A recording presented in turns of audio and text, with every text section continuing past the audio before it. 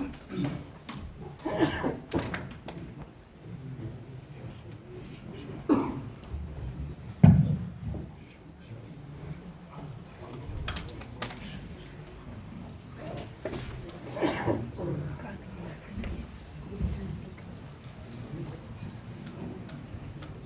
alaikum wa rahmatullahi wa barakatuh.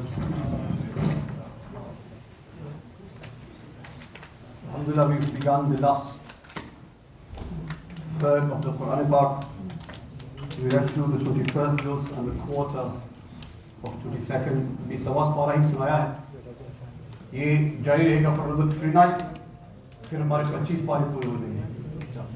So in the last ashara, we'll only have 3 quarters every day. Mukhtasar TARAVEEH and more time for our Shabina method as well. So इस वजह से भी सवास पारा ही हमारा जारी रहेगा इंशाअल्लाह. We recited quite a few surahs today. उसमें से we had right at the end Surah Ahzab, which we just had done. We also recited from Surah Rum, Surah Ankabut, Surah Luqman, Surah Sajda, Surah Ahzab. Allahu Akbar. Alif Lam Mim. غُلِبَتِ الرُّومُ. Rome will be toppled. A forecasting described in the Quran, which at that time was huge. और ये मक्की सूरत है. In Makkatul Mukarramah, the idol worshippers, they were supporting the Persians because the Persians were idol worshippers, fire worshippers. So their affiliation lied with the Persians. Whereas the Muslims, their affiliations and hopes were more with the Romans because they were Catholics. They were believers in God. They were people of faith at least. So Quran gives a forecasting that the Ghulibatir Rome will become successful. Ghalba pa jayenge. Romans, they will be successful. Story goes of the time when this happened, the Persians had recently just won a war. And the Meccan people were over the moon. See, those people claimed to be people of God, and they were beaten in battle by the Persians. You Muslims are going to have the same ending. So they made the analogy and may have that celebration. And then Quran says, look, Rome will become successful. Many years later, fast forward in Medina Munawwara, is when the news arrived that the Romans and the Persians went to war again, and this forecasting of the Quran became 100% true. And that's when the Muslims rejoiced the fact that they had won. And over here we recited the famous ayat of Ibrahim alayhi salam. These are ayat number 20 all the way to ayat number 26. 6 ayatein hain, 7 ayatein in fact. I remember my father describing tafsir mein aata hai ki how did Ibrahim alayhi salam gain his rank of becoming Khalilullah? How did he become so close to Allah? Khalil means a best friend. Khalil has been given the sif of khilla. Khilla means somebody who you can share your deepest and darkest secrets with. As you understand, as best friend with. You can share everything with him, you know, 100% confident. You can have those under the table talks with him. Ibrahim alayhi salam is Khalilullah. How does he become so close to Allah? He's not Kaleem, he's not spoken to Allah. He's not Habib, the one that's seen Allah. But he's Khalil, he's the best friend of Allah. How does he become best friend? Tafsir describes Ibrahim alayhi salam on a daily basis would recite these 7 ayat of Surah Rum, verse number 20 to verse number 27. These 7 ayat, each one begins by describing وَمِنْ آيَاتِهِ, and from his signs, Allah's signs, أَنْ خَلَقَكُم مِّن تُرَابٍ, that he created you from soil. Our true essence is what? Soil. We've come from the soil. ثُمَّ إِذَا أَنْتُمْ بَشَرٌ تَنْتَشِرُونَ, and then you became human. Out of soil we made you to human. Next ayah, وَمِنْ آيَاتِهِ أَنْ خَلَقَكُم مِّنْ أَنفُسِكُمْ أَزْوَاجًا, And then from you we created for you your spouses. لِتَسْكُنُوا إِلَيْهَا. So you may find peace and tranquility from your wives and your spouses. وَجَعَلَ بَيْنَكُمْ مَوَدَّةً وَرَحْمَةً. And we instilled in your hearts love and companionship. These are from the major signs of Allah Rabbul Alameen. Two absolute strangers, and all they've said is qabool, an offer and acceptance. And instantly Allah Rabbul Alameen has binded them into the contract of nikah.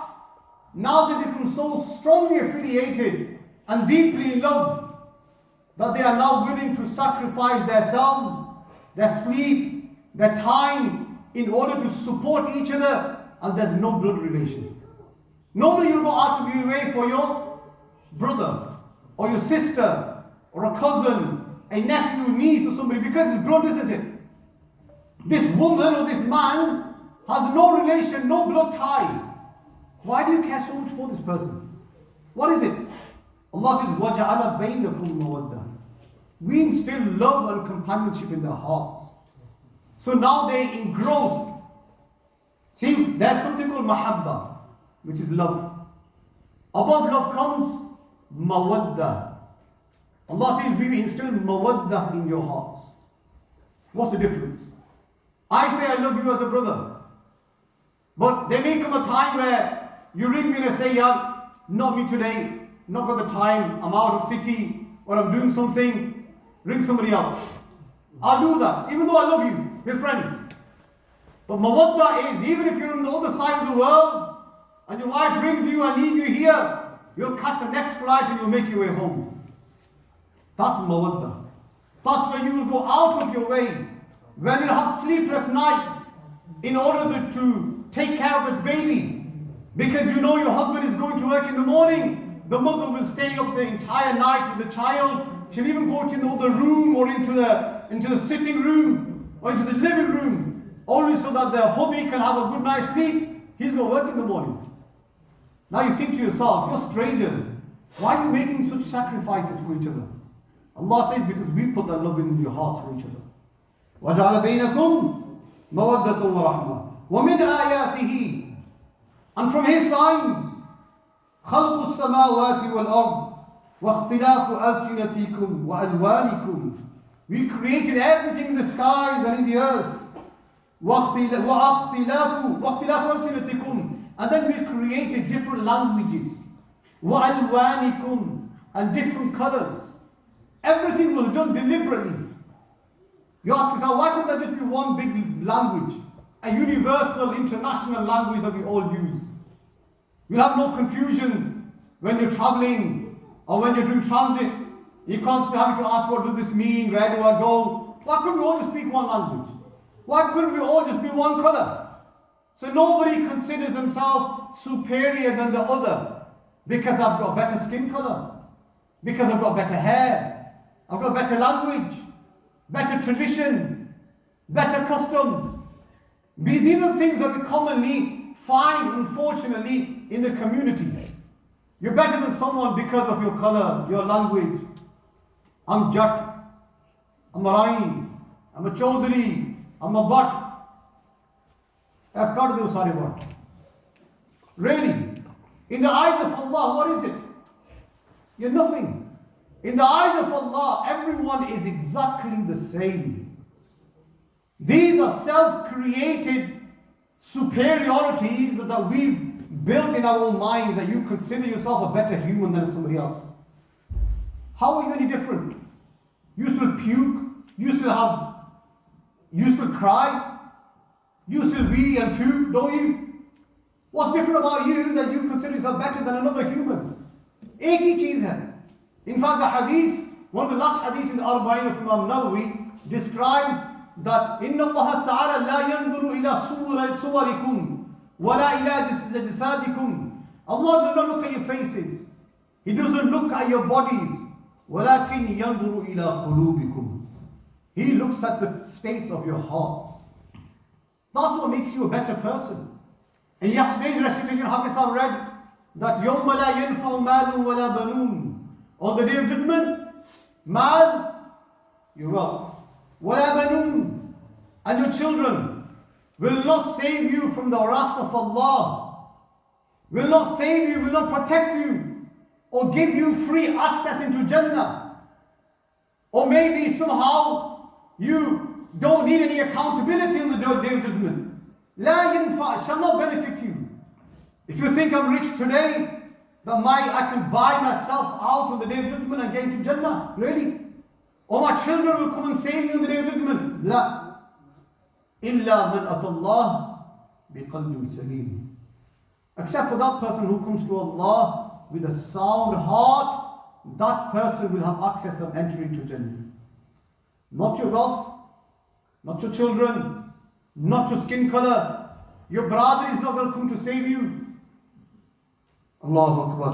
So these things are being mentioned. وَمِنْ آيَاتِهِ. And from His signs, Allah's signs, Allahu Akbar. These are such powerful ayat of Tawheed, describing Allah's powers. وَمِنْ آيَاتِهِ مَنَامُكُمْ بِاللَّيْلِ وَالنَّهَارِ. And from His signs is the fact that He allows you to sleep in the nights and in the day. وَابْتِغَاؤُكُمْ مِنْ فَضْلِهِ. And then gives you the energy to go out and find the fadl of Allah. Because only after resting and after taking sleep do you recover. Do you now build the energy to go out in the morning and work a 9-hour shift, a 10-hour shift, and make an earning, come home and bring bread and butter at home for your children, for your spouse, maybe if you live in extended family, then for your parents as well. Who's allowing all of this to take place? Imagine for one night you could not go to sleep. And it happens. At times you have a sleepless night. Yeah, you're rolling over and over all night long, can't go to sleep. And then you wake up in the morning with baggy eyes. And now you're thinking to yourself, yeah, come on, got a 10-hour shift, couldn't sleep all night as well. And you have a really wrong and tiring, knackered day you have. And then at the end of that day you want sleep. Imagine you can't go to sleep again. But because you're contracted to work, you're going to have to go to work. And now you're thinking to yourself, yeah, why can't I go to bed? Allah's promising me, وَمِنْ آيَاتِهِ مَنَامُكُمْ. From His signs is the fact that He allows you to sleep. You saw now, you think you just close your eyes and you knock off and you knock out. No, you don't. Allah is allowing you to have that rest. If He strips you and deprives you of sleep, you cannot function up there. You're more crazy. You कहते हैं ना कि सूली पर भी नींद आ जाती है. Even when you're about to be hung, you could probably even go to sleep then as well if you're tired and you've not slept for many days. And one of the most evil and painful punishments they give you in any jail is that they keep you sleep deprived.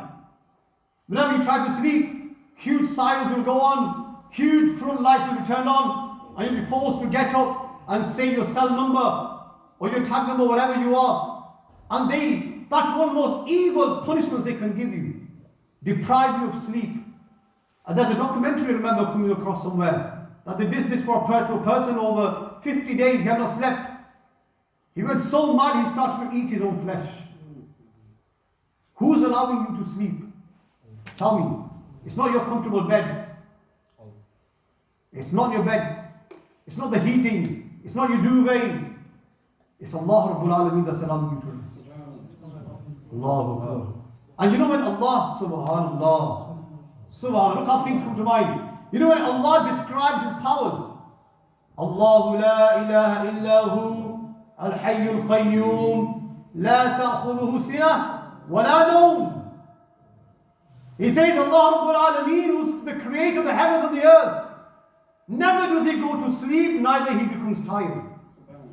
The biggest weakness of insan, which truly shows that we are the creation, He is the creator, is that no matter how strong you are, how much you can bench, how much you can lift, and deadlifts you can do, but if you can't go to sleep, all the energy and muscle or whatever you've grown goes down the drain, you'll be battered, shattered, you're nothing. The one that's ever existing and ever existing as well is Allah Rabbul Alameen, who never needs to rest, never needs to go to sleep. He is the true creator. Allahu Akbar. Look at these ayat. Look how amazing these ayat are. وَمِنْ آيَاتِهِ يُرِيكُمُ الْبَرْقَ خَوْفًا وَطَمَعًا. And then from his signs is that he shows you lightning, خَوْفًا وَطَمَعًا. Then he creates fear in you, وَطَمَعًا, and desire to live and continue. وَيُنَزِّلُ مِنَ السَّمَاءِ مَاءً. And then he reveals from the skies مَاءً, rain for you. فَيُحْيِي بِهِ الْأَرْضِ. With that rain, Allah Rabbul Alamin says, فَيُحْيِي. Come on, Sarfi. أَحْيَا يُحْيِي إِحْيَاء. It means to put life into something. بِهِ الْأَرْضَ بَعْدَ مَوْتِهَا. With that rain that descends on earth, Allah is describing, I bring the dead earth back to life. Murjai hu zameen, banjar zameen hoti hai. Inhabitant. Allahu Akbar. From there Allah Rabbul Alameen will create, and from the ground will come grass, will come vegetation. Look, this soil you can't even eat. So tasteless, bitter. You will never have it in your mouth. You throw it out. If you consume any, you puke it out. ये है मिट्टी, पर इसी मिट्टी के अंदर एक छोटा सा बीज बोया जाता है. वही बीज चंद साल बाद एक तना बनता है, दरख्त बनता है. अब उसमें से फल निकलते हैं. मुख्तलिफ रंगों के फल निकल रहे हैं, मुख्तलिफ किस्म के जायके हैं. The different textures of fruits, different tastes, different shapes, different color leaves, different types of trees. All of this is coming from where? The earth. I thought the earth was useless. It has no use.